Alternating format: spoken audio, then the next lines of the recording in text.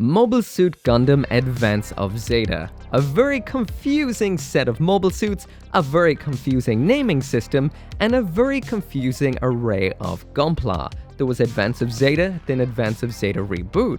We've got some over-the-top amazing kits like the high-grade Woundwort and the reboot version of the Barzam. But every now and then we get a little bit of a dud thrown into the mix, and that is what we're going to be taking a look at today. This is the, let me get ready for this one, ORX-005 Gaplant TR-5 Hrairoo Titans AOZ reboot version.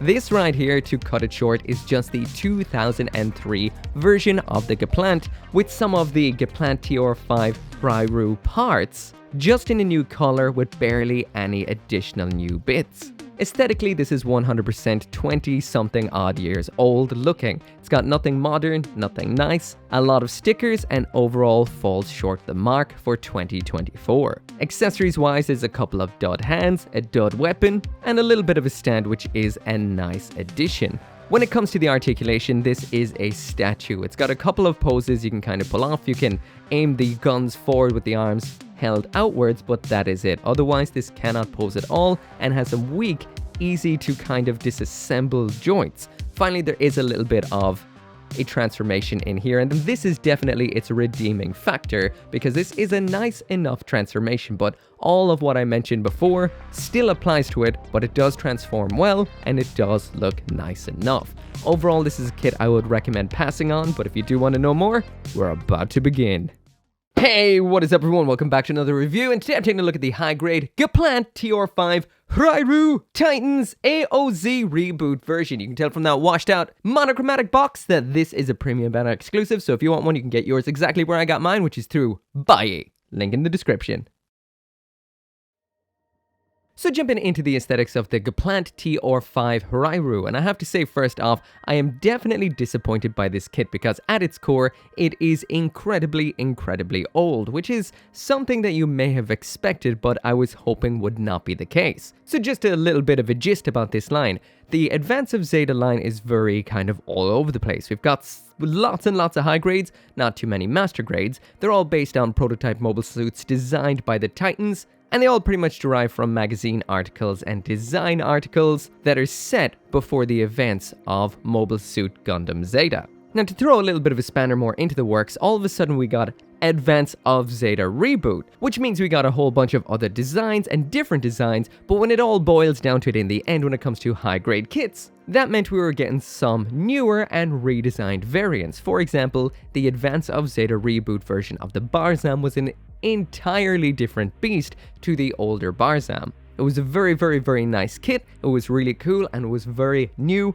fun, and awesome to build. I thought that's what we'd be getting with this kit right here, but sadly that isn't the case. This right here is the 2003 version of the Gaplant at its core, with some of the runners of the 2006 update, the HGUC Gaplant TR-5 Hrairoo, and very few, I think 3 tiny little runners that are dated 2023 that update this to the Advance of Zeta Reboot version, which isn't a lot. So yeah, this right here, this is what is brand new for this kit. So it is 4 runners in yellow, light grey, white, and the navy blue. As for what is actually new on this, the faceplate and chin section in there, that is brand new on this kit. The shoulders on here, these have been completely redesigned. So we do have that little thruster in there that is fully color separated, even to the dark part in the middle, that little thruster up there, and overall the kind of design inside of it is a little bit nicer. On top of that, then we do have some new pre-molded fists for this kit, which look extremely nice. And we do have a crotch hole adapter for using with an action base, which would not have been present in older kits.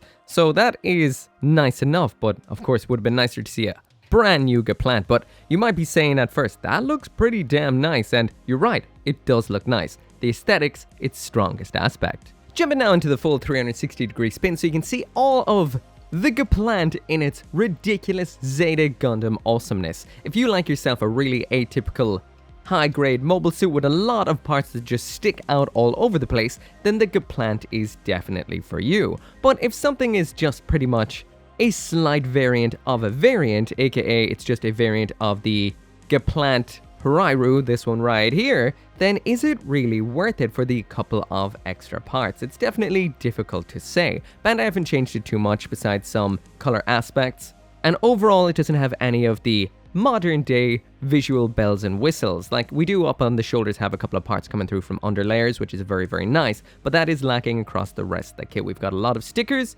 not a whole lot of movement, and overall, even though it does have a cool, awesome aesthetic, even though it is quite dated, it is kind of crappy of Premium Bandai to just kind of re-release a kit that kind of already exists, has existed for quite some time, almost 20 years, and just kind of change it up tinily.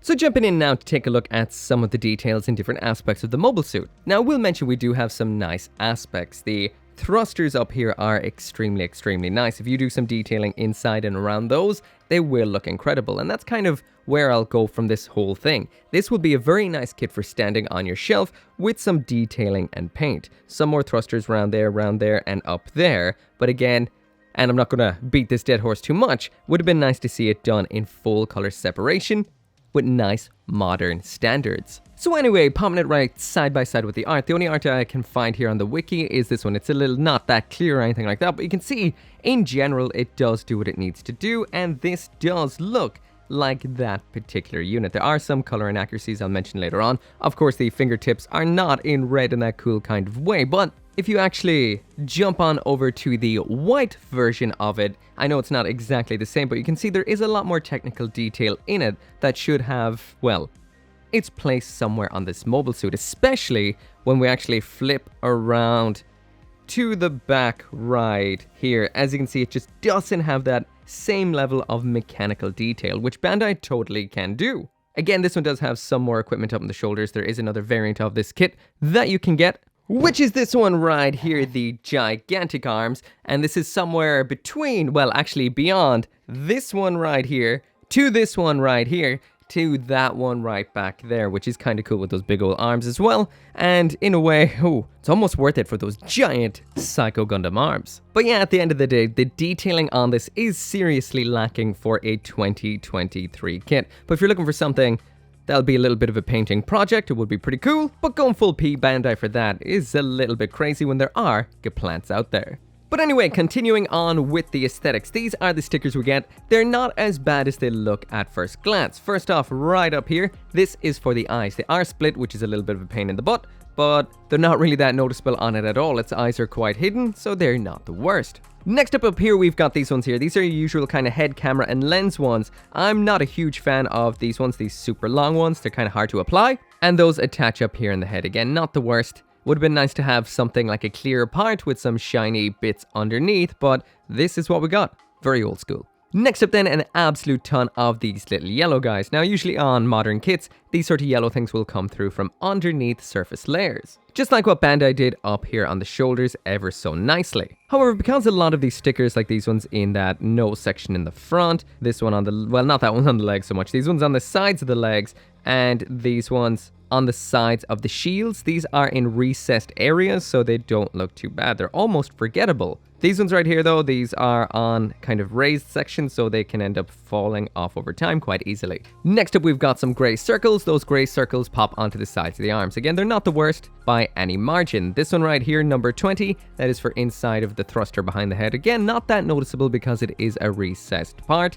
These ones here, these are not the greatest. 4 through 7 right here, these are kind of black sections with yellow circles on them, which I guess are meant to be kind of thrusters, those tiny little thrusters, but, well, they don't look fantastic. And finally here, these absolute mammoths. These, again, are not the worst. These are for on the feet, which aren't really that noticeable if you don't really notice that the feet are meant to be in gray. I didn't apply them because I don't like ones that are that kind of huge and whatnot, and honestly, I'm just going to grab, like, a can of Grey Seer, or is it Codex Grey by Games Workshop, and spray the feet with that, and then they'll be done. They'll be grey and that won't chip off. So super simple, no masking, no nothing. An easy enough part to paint up. So we don't just get the one sheet of stickers, we also get this little sheet of decals as well. Now I've used the ones the instructions say to use. I guess these ones right here you can use wherever you like, including that great Titans logo right there. And these are sadly those kind of just stick-on decals that do have a very, very noticeable edge when stuck on. However,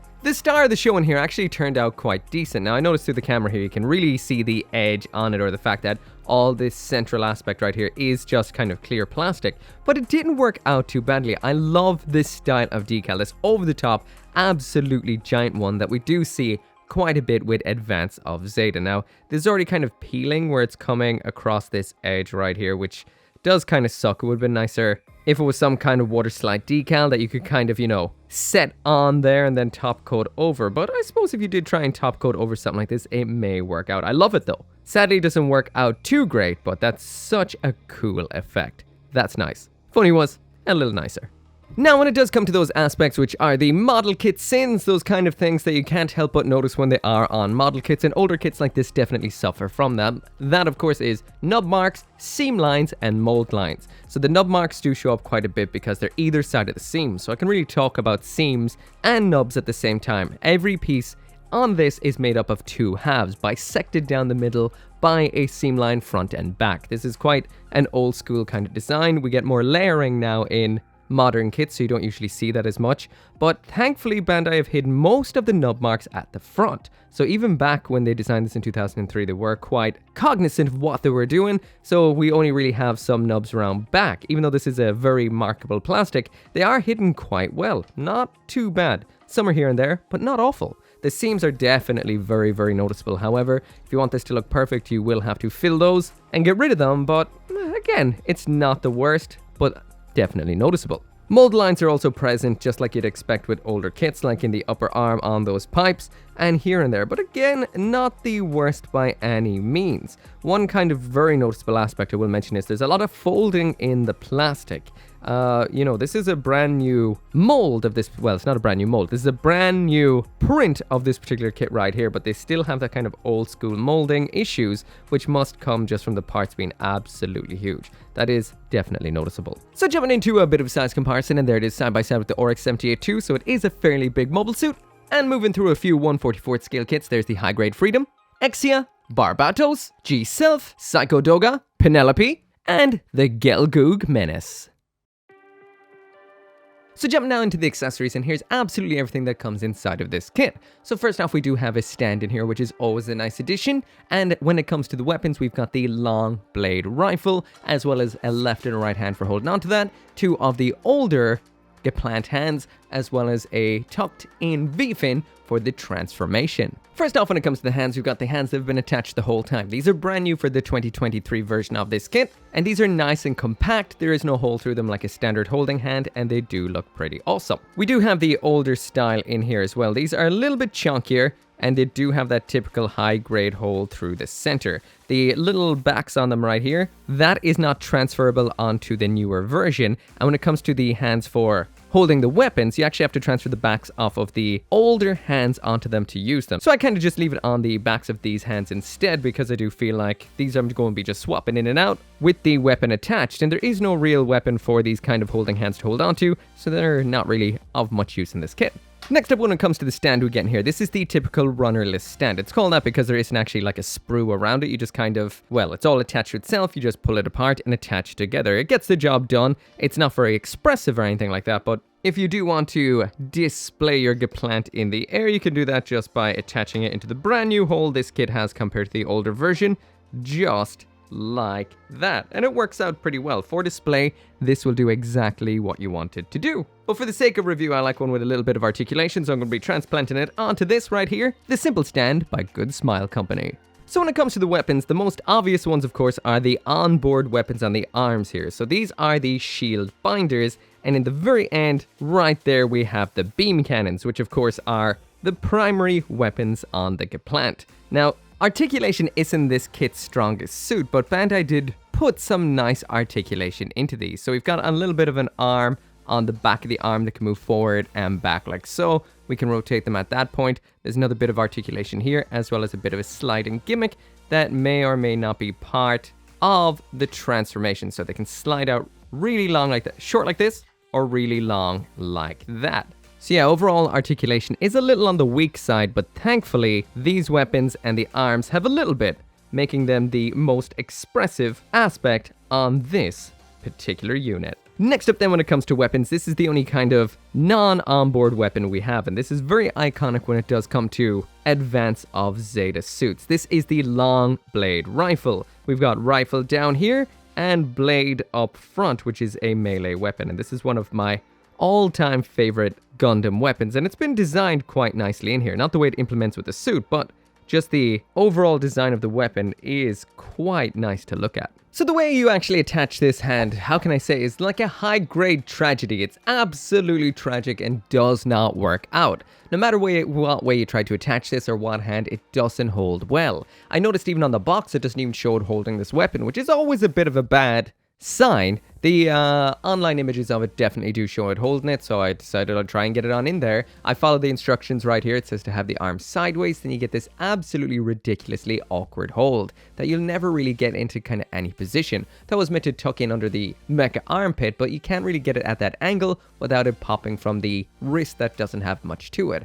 However, I will mention in the end, inside of this weapon is a very nice beam pistol, so if you do want a weapon that does work, just strip off all the excess and you've got that inside of it. It's mainly the stock section around back that just keeps on getting in the way. The last accessory we have in here then is this alternate V-fin for up on the head when it is transformed, so we'll take a look at that after the articulation. But I will mention, this is a very typical old school style premium Bandai kit, meaning it's a kit based on a kit based on a kit. So you do get a lot of nice stuff left over on the runners if you do like stuff for customs or various other projects. You get a lot of nice verniers in here. The older head, a lot of it is left over on the runners here as well. On this, there's a lot of parts from the Hrairoo, if I'm not mistaken, that can go up on the shoulders. Some aspects of the armor that would have made up this kit right here, which this is based on. So there is a lot of armor that could probably be assembled with the parts that are present on the runner, because we do have under parts of skirting armor, a lot of different arms and parts that probably make up all of that stuff we would have seen on the shoulders with the original kit. There is some nice other aspects like wings and stuff, which again would be very useful for customs, customizing, or even for use in other projects like damaged mobile suits or anything like that. So there is a lot left over. So old school premium Bandai in that kind of way, if you like yourself some extra parts. So finally now into the articulation, and all I can say is this definitely serves up some old school jank. I can see this getting quite loose in the future. These shoulders, as you twist them, actually separate over time, which is not cool. And this does pack a bit of not an articulation, a transformation inside of it, which does feel like it could separate. Everything is a little bit on the floppy, droppy kind of side. And again, definitely not par for the course for 2023. Let's try out that pose. And I shit you not, that is it right there. So this, I know the Titans were working on a lot of prototypes and whatnot, so maybe, you know, moving around is not necessarily their prerogative when it came to this kind of mobile suit design right here, but I will say just when it comes to a kit or a mecha model, it just really isn't all that impressive. It's lacking a lot of articulation all over the place. I guess we'll take a look at each piece one by one. First up at the neck, I shit you not, there's nothing going on here. That is all you can get out of this. And there is a neck joint in there. It's just very, well, doesn't do anything. At the shoulders, like I mentioned, this is extremely problematic for splitting apart. And we do have rotation in there as well as a movement up and down in towards the actual body. A little bit of motion like that in the outer shoulder section here. Again, the shoulder is brand new, so it does allow a little bit of motion inside of that. We've got this little bit of a flap section right here. And overall, the shoulder isn't too bad besides this separating joint. We do have full rotation at the upper arm. This is it for the bend at the elbow, so extremely basic. The wrist only really rotates. The ball joint is a ball joint, but it doesn't really move too much. This has quite a bit up and down here. There is a sliding mechanism to extend and retract that. The torso here does house a transformation, so it's all locked into position when it is in this mobile suit mode. This thruster here can move up and down ever so slightly, not a lot. The skirtings can move, again, very little. That's the front, that's the side. The rear one can move up quite a bit, but quite loose. Getting in now onto the ground to show the kicks, but these are old school ball joint hips. They do not move at all. That's all to the front, all to the back. There's all the way to the sides. That, I shit you not again, is the bend at the knee. And we do have some nice movement downwards at the toe, so up and down, and this little flap right here. But besides that, this thing is essentially just a little statue. It doesn't really move much at all. Extremely old school. So the last thing we can actually do in here is a transformation, and I am pleasantly surprised. So far it's been a little bit of disappointment after disappointment after disappointment with this kit, but this is something that works out quite well. It is a little bit of a parts formation, but you only do lose 3 parts, and overall you do get a nice flight form in the end. As for how you get it though, you remove the head and both of the arms like so. After removing the arms, you remove this little joint section right here, which attaches the arms onto the torso. Time to swap out the V-fin, so you take off the standard V-shaped V-fin and then attach on the folded one we would have seen earlier on. This actually comes off nice and easy, so no prying of parts necessary, and it works out again quite well. Now it's time to get into the transformation proper, and you move down the backpack while raising up the chest section. This is nice and smooth, they both move together, and it works out quite well. Next, it's time to bring the legs around from the back all the way up to the front, and again everything moves quite seamlessly, and there is a few locking mechanisms here and there to make sure that it doesn't fall apart. We've got a little bit of a locking mechanism where the nose section of the chest locks into what was once the crotch, making the nose of the plain mold. We do have some locking mechanisms underneath as well, so this does hold together quite well. Next up, we need to grab onto the arms. You can put that mobile suit to the side, and this is pretty simple. You just raise up the beam shields just like so, flip them around, extend them, and that's it. You just attach them back onto the body without the little bit of an arm joint we had before, using a different peg attachment that's a little further up them. They lock on quite well, and then when you actually just arrange everything when it needs to be arranged, move up the toes, etc., this actually turns out to be quite a nice flight form. It's solid, looks good, and it does what it needs to do. I'm actually surprised. So it seems like the most important aspect that Bandai focused on with this particular kit is the actual look of it in robot mode, the look of it in transform mode, and then the transformation between the two. The weapons, extra details, and the overall articulation, I guess, weren't so important. Anyway, that right there is it for the review, and the chain of platinum tier kits has been broken. I didn't intend this. I was hoping this would be as good as what we saw with the awesome reboot of Advance of Zeta version of the Barzan, but that is not the case. This is just a 21-year-old kit, kind of revamped with a couple of bits, and that is all, making this bronze tier definitely. Going through the list aesthetically, this could be a whole lot better. It's a dated kit through and through. It will look nice up on your shelf from a distance. Get in a little bit closer and it's a lot of stickers, not a lot of detail, a lot of nubs and seams that we'll need dealing with. Definitely more of a project kit than a straight build kit, and it seems a little bit mad almost to go P Bandai for a kit like that. When it comes to the accessories in here, again, not great. We've got a couple of hands, a rifle that doesn't really fit, but we do get a little bit of a stand, which is nice for displaying it in the flight form and up in the air. When it comes to the articulation, this is nothing near anything you would see in a modern day kit, not even close. This, well, barely moves at all.